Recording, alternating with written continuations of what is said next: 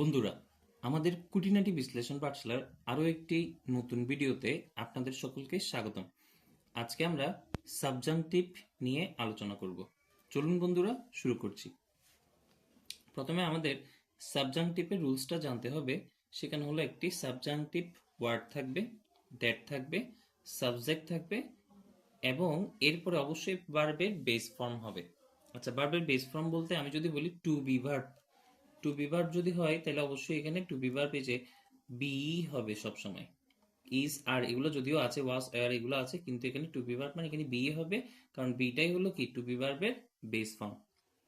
যদি to have verb বলি, to have verb, তাহলে অবশ্যই এখানে হ্যাভই হবে, কখনো এখানে হ্যাজ হ্যাড এগুলো হবে না, কারণ টু হ্যাভ ভার্বের হ্যাভটাই হলো এখানে কি ভার্বের বেস ফর্ম। এরপরে দেখুন, যে সকল ওয়ার্ডে আমরা সাবজেক্টিভ দেখতে পাবো বা যে সকল সেন্টেন্সে সাবজাংটিভ ওয়ার্ড দ্যাট সাবজেক্ট দেখতে পাবো, এরপরে ভার্বের শেষে কখনো এস, ইএস, ইনফিনিটিভ হবে না। আচ্ছা, এখন আসুন সাবজাংটিভ ওয়ার্ডগুলো কোনগুলো। Suggest, recommend, propose, advice, urge, demand, insist, request, command, require, wish, etcetera.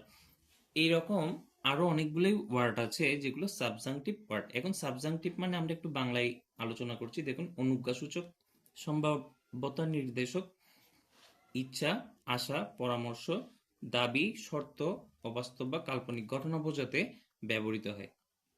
যেমন দেখুন, এখানে যে রিকোয়েস্ট, কমান্ড অর্থাৎ এখানে আদেশ, উপদেশ, অনুরোধ, নিষেধ, এই ধরনের বিষয়গুলো আসলে সাবজাংটিভ ওয়ার্ডের অন্তর্ভুক্ত।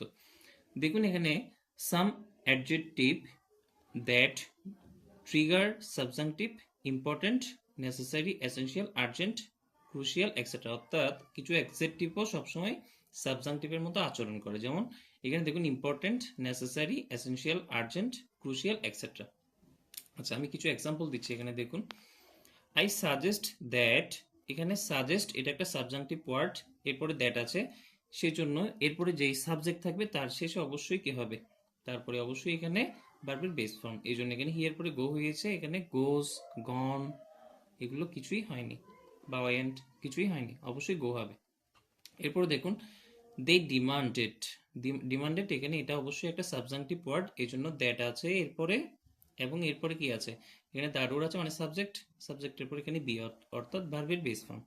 ইট is important that she be, এখানে she, is, are, was, were কিছুই হয়নি, সি এর সাথে ইজ হতে পারে এবং ওয়াজ হতে পারে, কিন্তু এখানে বি হয়েছে, এটা একটা ব্যতিক্রম আমরা বলতে পারি, কারণ আমরা সবসময় সি এর সাথে ইজ বা ওয়াজ দেখতে অভ্যস্ত।